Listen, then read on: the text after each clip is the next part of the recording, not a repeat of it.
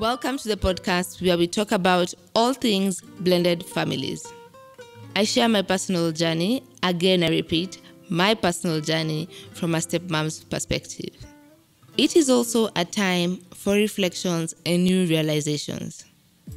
Join me as I try to unpack the last 16 years of my life. This is my story, and in case of any exaggeration or dramatization, trust me, it's purely coincidental. To Mike and my family, and also my extended family, sorry, not sorry.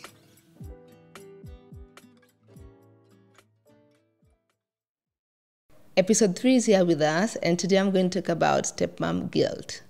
It's been something I've really struggled with, especially in my blended family. And I know guilt is in every aspect of our life, but sometimes when I think about it, guilt is such a useless emotion.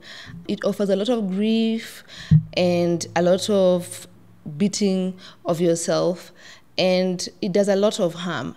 Fine, every emotion in the world is valid, but for me, guilt is one of those emotions. If you can do without, the better. Before I jump into it, I really want to say thank you very much for the warm reception of the podcast. Thank you for your opinions. Thank you for your kind words. This is also therapy for me, so I really appreciate it when you give feedback. And again, guilt is here again, and I've been talking about guilt. I know I promised to be consistent, but I'm trying. I'll try and keep up and ensure every 2 weeks, bi-weekly, there's an episode. I don't want to commit to a week. I hope you enjoy today's podcast. So for myself, stepmom guilt manifested in many ways. I guess also just the name, being called a stepmom has a very negative connotation to it. So how I experienced the guilt was also the fact that it is not something that society has talked positively about.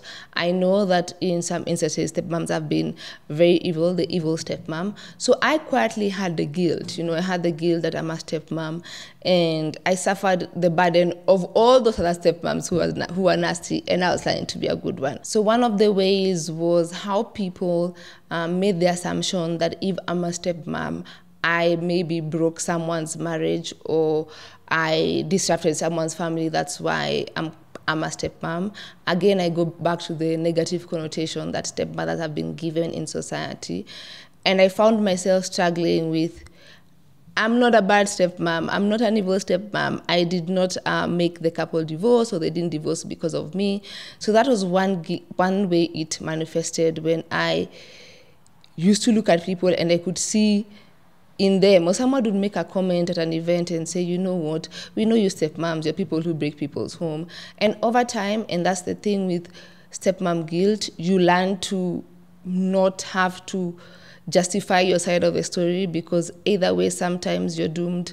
If you do, you're doomed if you don't. As long as you personally know that that is not the situation, then you really don't have to carry the guilt around. So that is one way that guilt manifested, in that I was maybe the one who broke up the family. To give context to this, for example, Mike he's an extrovert. Mike would like me to go with him to many events, family gatherings.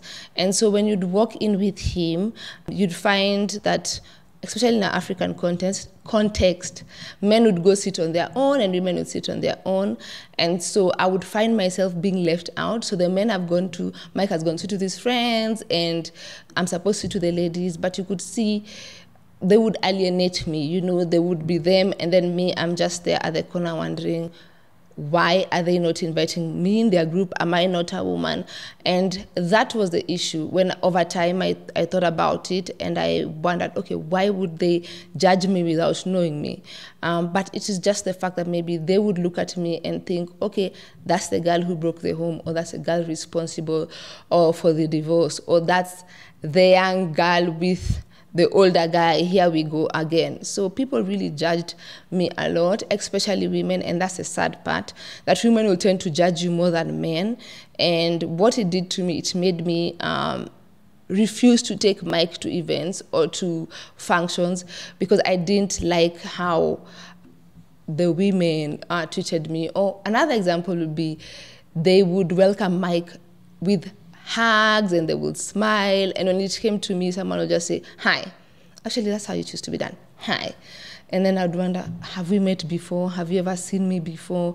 And so that is one way the stepmom guilt manifested, especially in events and when Mike sort of brought me out to meet his friends who most likely they are his age mates and their wives are also their age mates. So we're talking about women who maybe are 18, 15 years older than me. Another way that stepmom guilt manifested was when I would really want alone time with just Mike alone without the kids.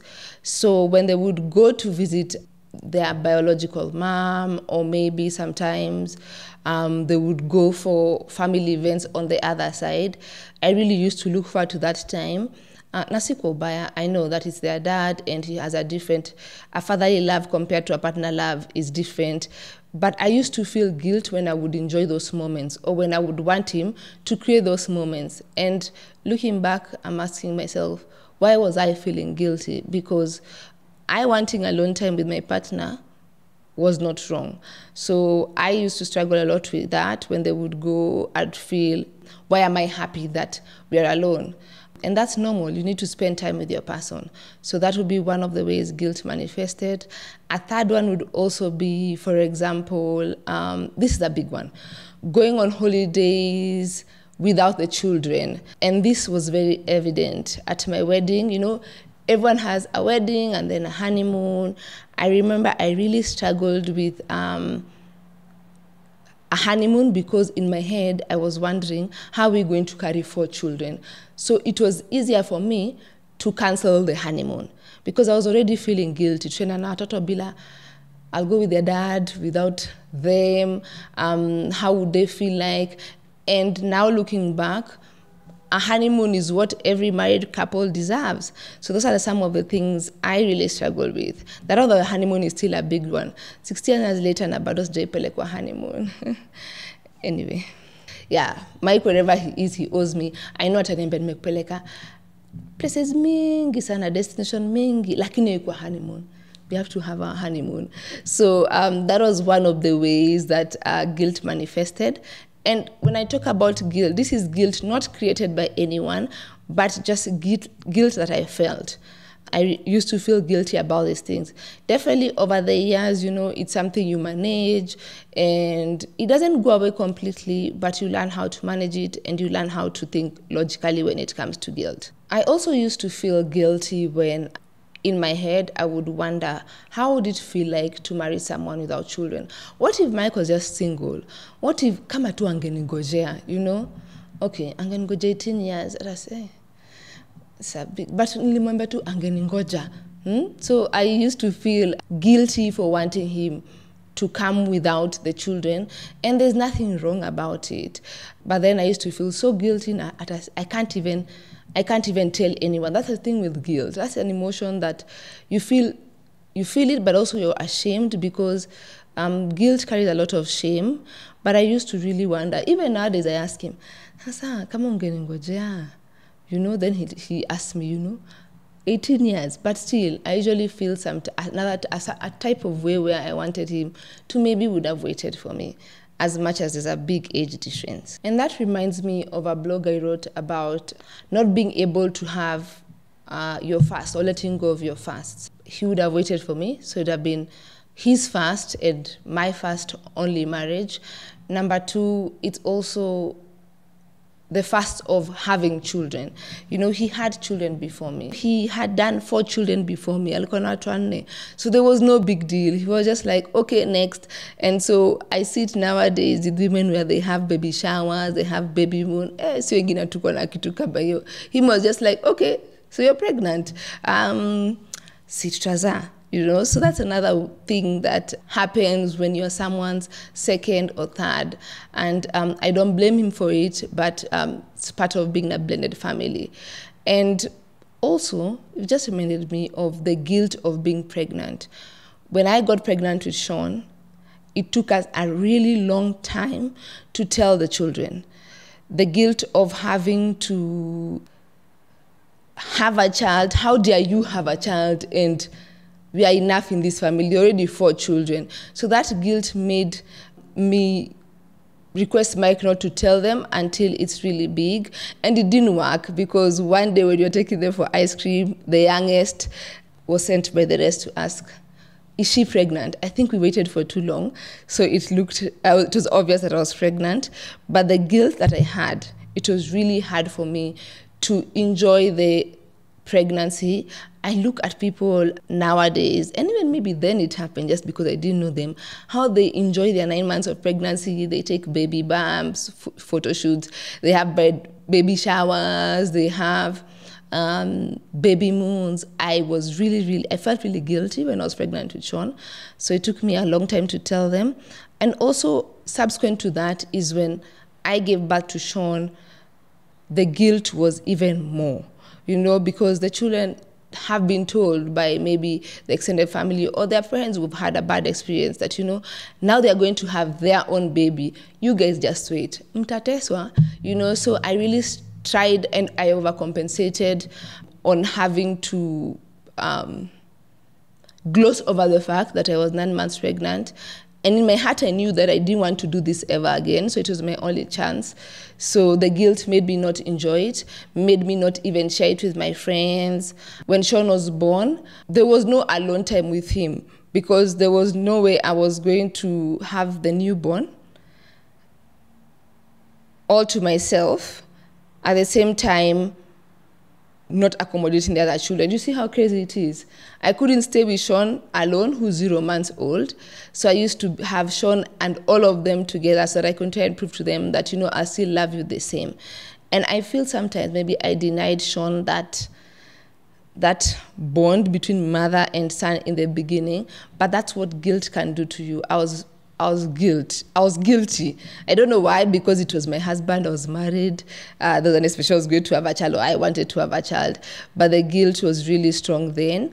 And to remember one day in specific, when I was buying Sean's baby clothes, you wouldn't believe it, guys, but I bought Sean baby clothes, and then I went ahead and bought all the other children who are not children. They're children because they're not above 18, but they're not newborn babies. So I was buying Sean's newborn baby clothes, and I bought them outfits. This is how guilty I felt. And looking back, there is no reason for me to feel guilty, but that's just part of stepmom guilt. It was as simple also as not being able to call my newborn baby, like Papa or baby. I would really have to call him Sean, call him his name, because then I didn't want to be seen like I'm alienating them, and which is so crazy, He was the newborn baby, but the stepmom guilt can do a number on you. Another aspect of how stepmom guilt manifested was, now as Sean got older, I really wanted to travel with him alone and give him experiences of traveling with him alone, but I wasn't able to do it. Up to this year, I think this was the first time I traveled with Sean alone, because I used to feel we should carry everyone together. But then on the other hand, they also used to enjoy their own travel times with their biological parents, their own family events, their biological parent. But here I am, ensuring that no one feels bad, and I'm carrying the guilt of everyone else around me, especially if their biological parent is not doing their part. Then you feel the need to overcompensate, and that sometimes can leave you having to sacrifice your own biological child because it's easier. And that again causes another ripple effect of guilt, where you're asking yourself, am I doing right by my own biological child? Because you're left to manage these things. So stepmom guilt, and again I repeat, guilt is a very, very useless emotion. It is, very. After saying that, maybe one day we will bring Sean as my bio child, one day when he's old enough, and maybe we can bring Mike on this side to tell us how his experience was. No, he's not coming. This is my own show. He can start his own podcast. This is my experience. But anyway, not joking manner. One day you will hear the side of maybe the stepchildren of maybe Sean or Mike, because in a blended family, there's a lot of balancing act. But this year I was able to do Sean's first trip, just Sean, me, and the dad, and I think it was a really good one and a bonding one. It didn't mean that I don't struggle with the guilt of it nowadays, but I feel it less. I feel, even they have to go and experience their own biological mother, so Sean should not experience me in full, and working on that. Another way that stepmom guilt manifested was when traveling. I would want to buy, Sean is, to put this into context, Sean is 15 years younger, not 15, so when Sean is 13 years younger. Yes, from the last born to Sean, the gap in between is 13 years. So I used to a point where, even I did it last year, I'll travel and buy the adult stuff and come with maybe 5-6 things for Sean, because he won't be able to notice or he won't be able to ask. So I buy for the adults and again, less for him. But this year, I have really tried to work on the stepmom guilt. And it's also just because I think by now the kids have gotten to a point where they know that I love them, I like them enough, I'm here to stay. So I've been able to step down on that guilt. And now they're also adults and they understand the situation better. So I don't feel like they would necessarily get affected if I travel with Sean alone, I bought him more clothes, or if I babied on him more than I did on them. I think so far I've proved to them that I care about them and I'm here to stay. So then the feelings reduce. Also the fact that now they're adults, to be honest, at talking in the how they want to do their own things, they want to hang out with their own friends. So it is naturally happening that, they'll be like, Mom, tupatie pesa tujipeleke. So yeah, it's much more easier for me to curate travel experiences with Sean alone. And now he's 11. I'm also worried that he's going to leave the nest soon. So I need to style up and create those mommy and son moments. And that brought me to the realization of the big question that people ask: do you love your own child the same way you love your stepkids? And the answer is no. The love is different. Definitely, I love my own child more, and I have no excuse or any apologies about that. But I also love my stepchildren. It is just a different kind of love. It doesn't make it any lesser. The same way, it will be a very hard question to ask them, do you love your mom more than you love me? It's definitely different. And so that's another guilt that I've removed myself from. Most of the times as a stepmother, you worry, what are people going to say just because you're not my own kids? Maybe they'll make the assumption, if I do this, I don't love them the same as my children, or I love them less. You, again, cannot control what people say or think. At the end of the day, you know yourself, you're trying your best, and some things are just very unrealistic. And some of these things are actually issues that are not issues that people around us create. And that takes me to another point, which is very important, especially for new stepmothers. You really try when you start to do the most. For lack of a better word, I don't want to use the word love bomb. We leave love bomb into a man. You overcompensate. You try to be really nice so that the children can like you. And also because you're afraid that society will judge you by saying, you know what, she wasn't even nice in the first place. We knew atakuja atatesa watoto. And so you're not creating an ideal situation. You're actually not being yourself, because you're afraid that, they might actually not think that as I'm nice as I am. And over time, then again, when you start being yourself, which was the case for me when I started being Kathy and I started having boundaries, I started creating rules, the children resisted in the beginning because they wondered, I thought you are Mrs. Nice. So I think it is also very important as the stepmom, when you come in, don't suffer being loved, don't suffer being liked. As long as you know you're fair, as long as you know you are not picking sides, as long as you know that you are being yourself without necessarily being unfair. I'll give you a real case scenario. I was a middle child and I was made to share everything. I think middle children suffer from, you actually are forgotten. I don't. So now as an adult, I don't really like people coming in my space or using my things, sharing my clothes or sharing my shoes. So when I mention this to my children, before when I used to have stepmom guilt, I'll think, no. You know what, let them just use, let them not think that now Anima, I need to be kind.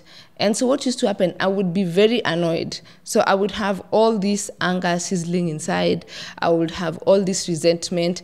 And sometimes when I spark at the children, when something small, they wonder, it's a small thing, but it's because I did not set the boundaries and I did not correct the narrative of how I like things to be done or how I like my space or how I like my house to run or my own rules. So I would suggest for most stepmoms who come the picture, you don't really have to overdo it. You don't really have to overcompensate so that you're liked.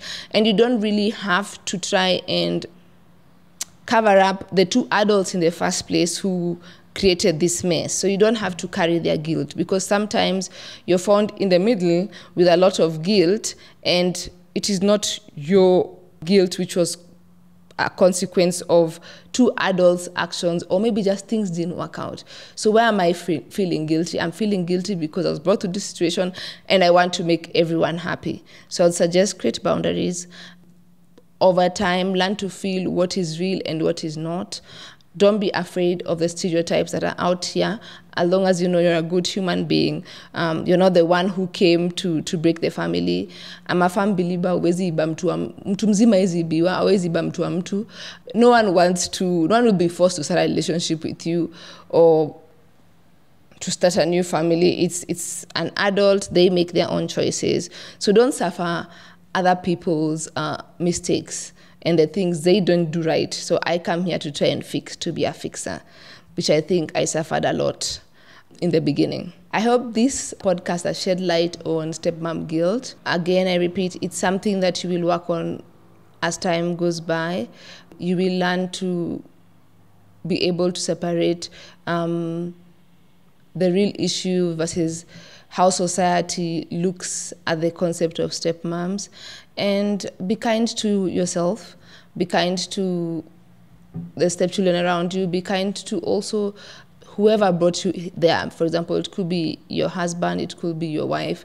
Be kind to them, because I think in this situation, there is no manual. So most stepmothers out there, do your job with kindness and do not overcompensate. For lack of a better word, as my team has employed, do not love bomb and then you take it away. The word love bomb is triggering. I think because I learned of the word the other day. I didn't know there's a word like that. Okay.